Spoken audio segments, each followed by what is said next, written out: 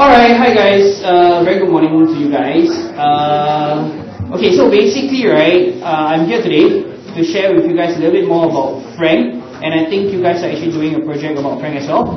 So I'm just giving you an overview of what Frank is all about and some insights about Frank. Before I kick off, just a show of hands, right, among the whole group here. Any of you guys have yet to hear or heard about Frank by OCBC? Okay, so there is a few, actually one, who have not heard of us, but that's great.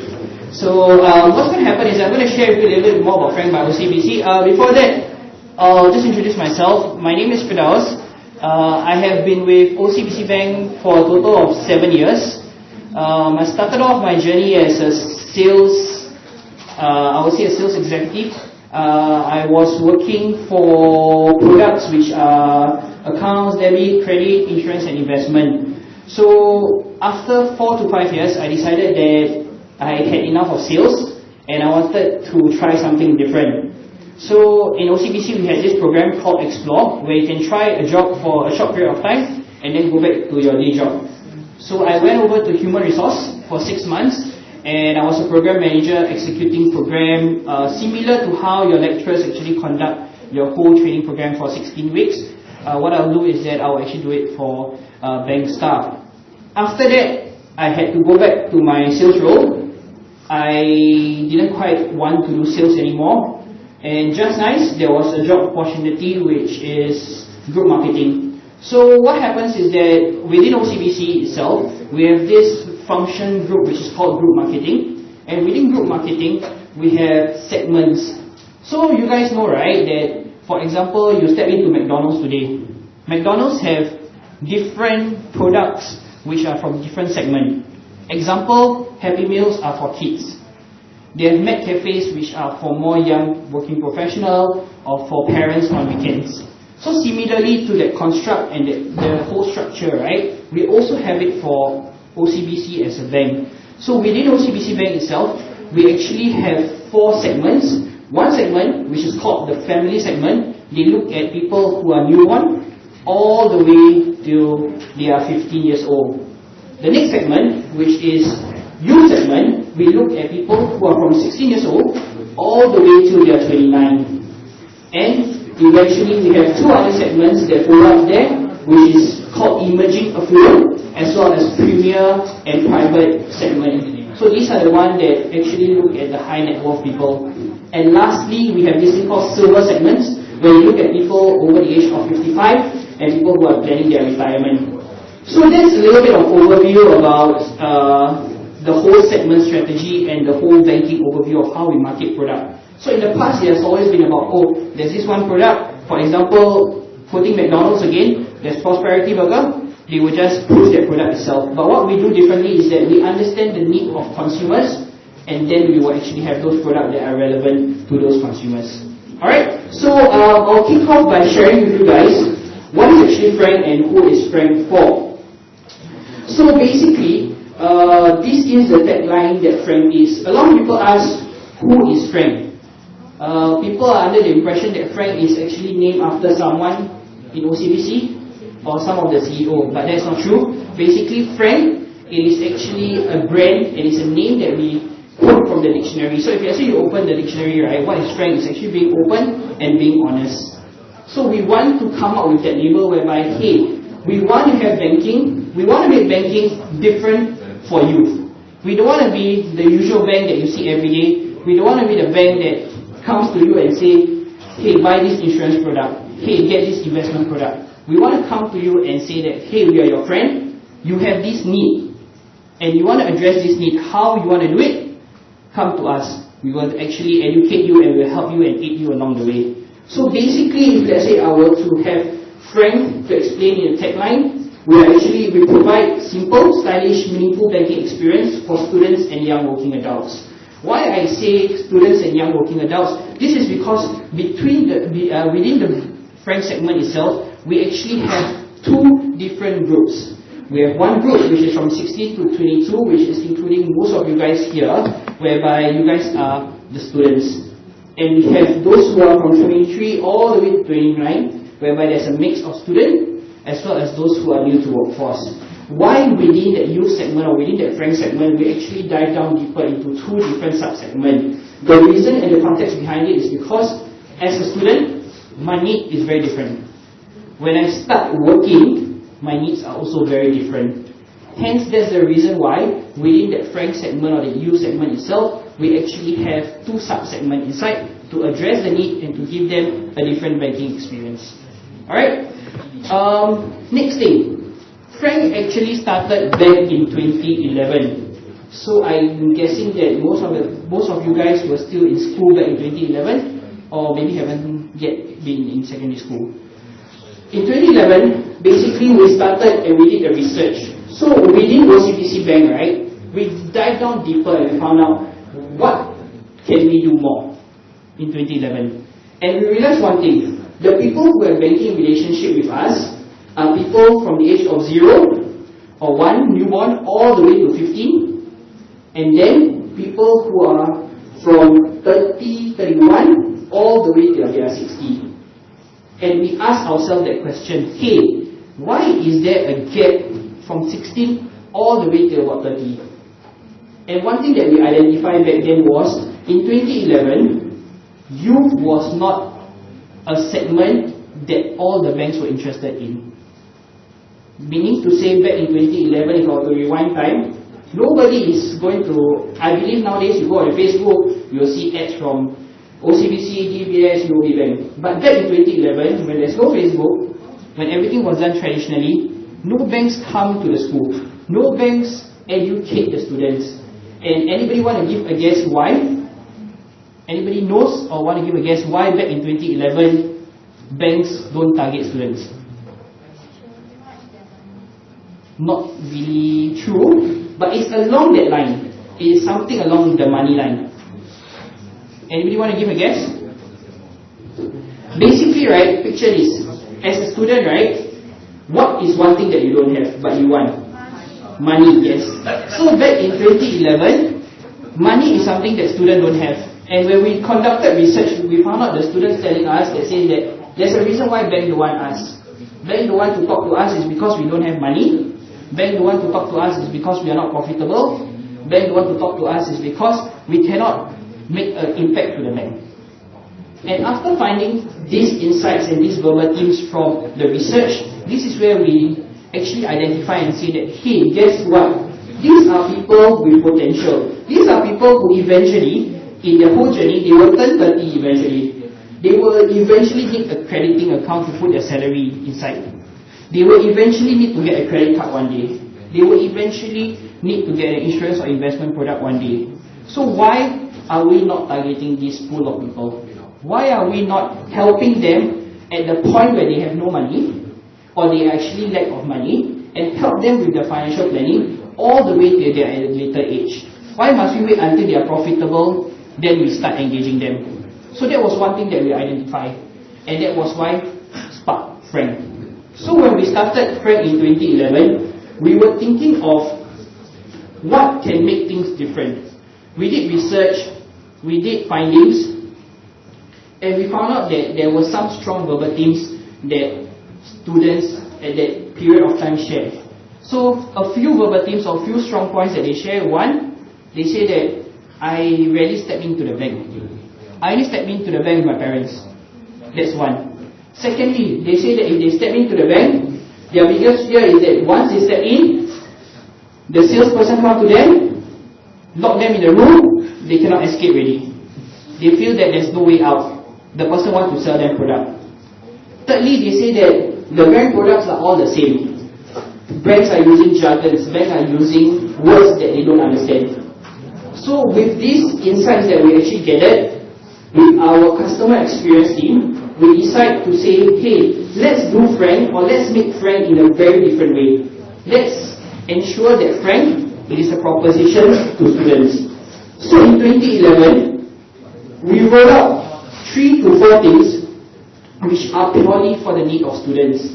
So one thing that we identified was students want something, or youth want something which is very customizable. Youth want something that depicts them.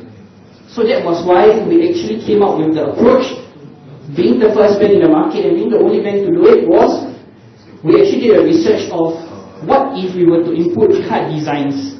Meaning to say, instead of the traditional one card, which is for everybody, why not we have a selection of over 100 designs, we put it in front of the youth, let them choose what express themselves the strongest.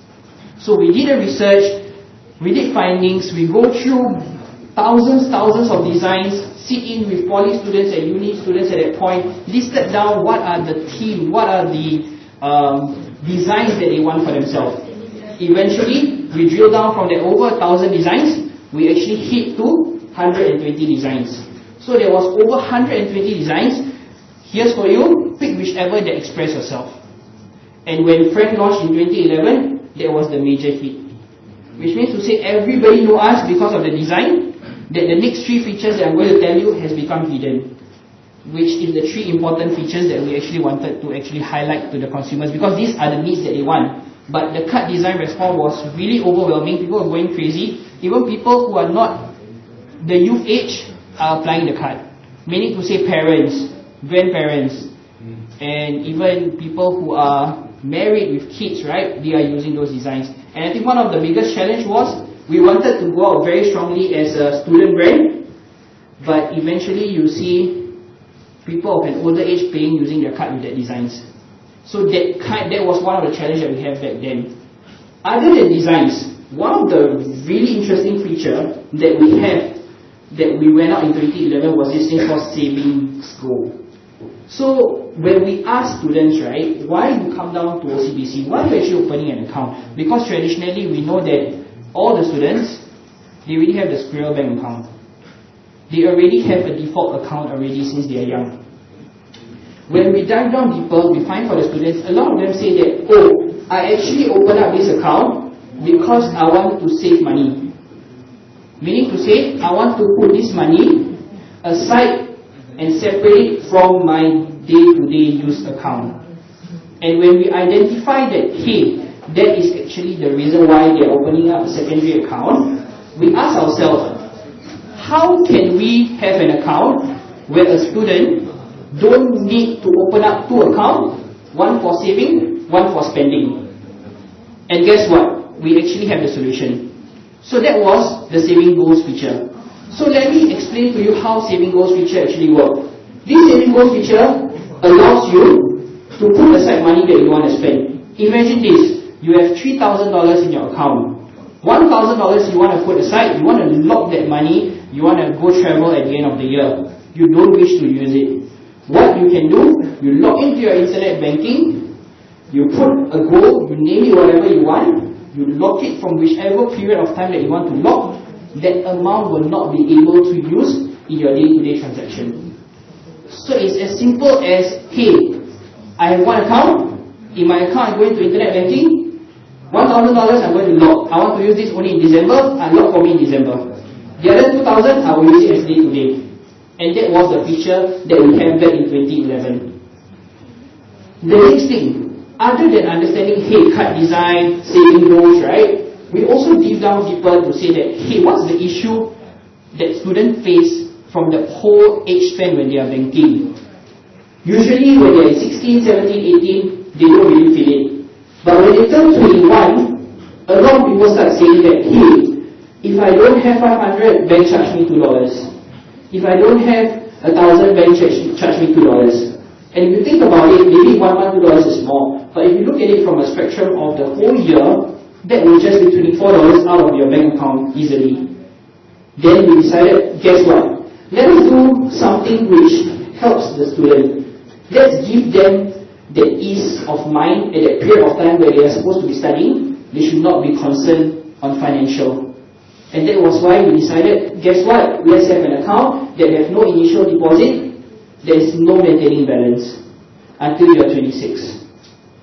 So the construct and the reason why we decided 26 is the age whereby your maintaining balance kick in was the reason that a lot of people, as they over time, right, when they grow older, they will just stick to that one bank account.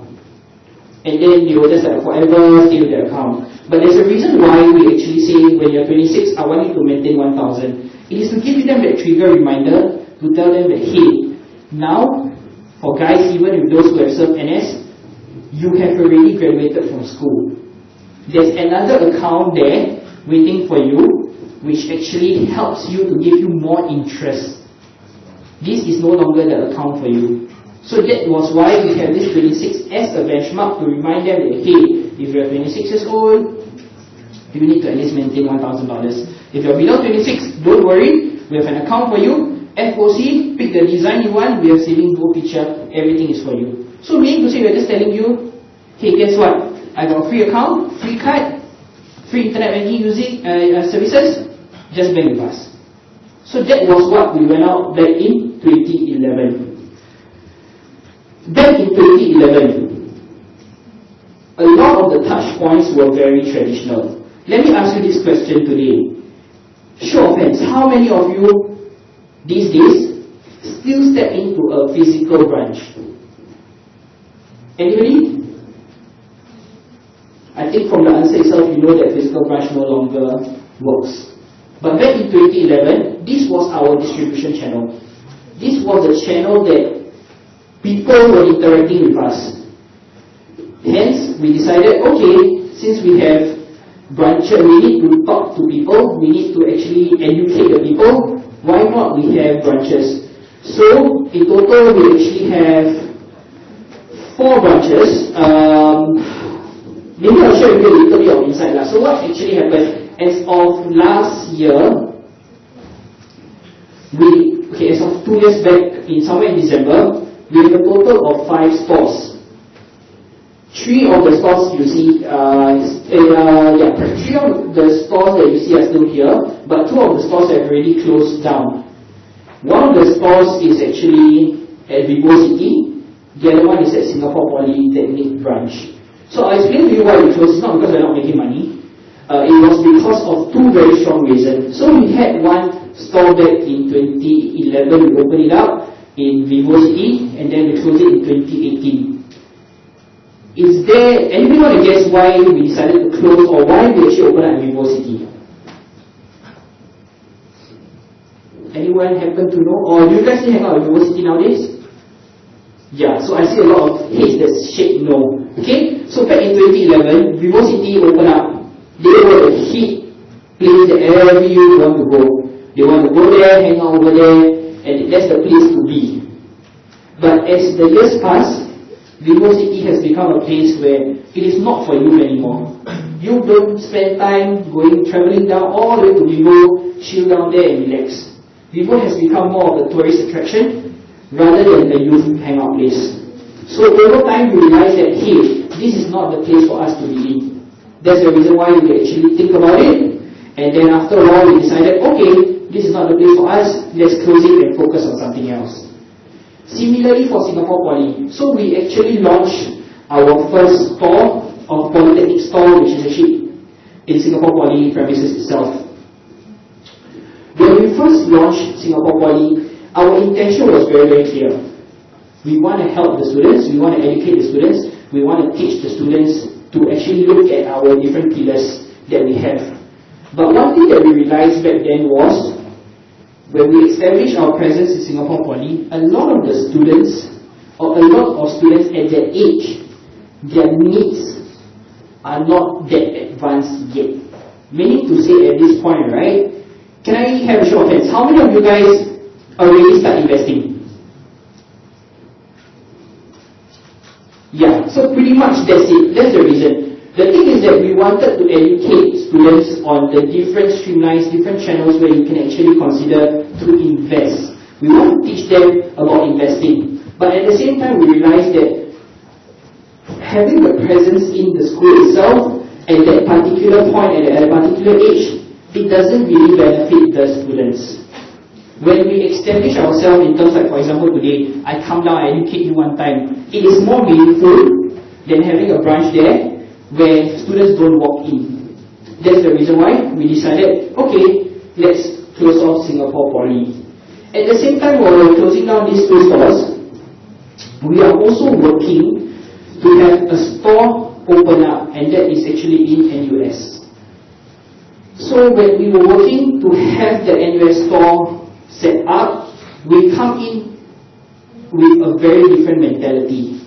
As you can see, right, most of the stores were open in 2011, 2014.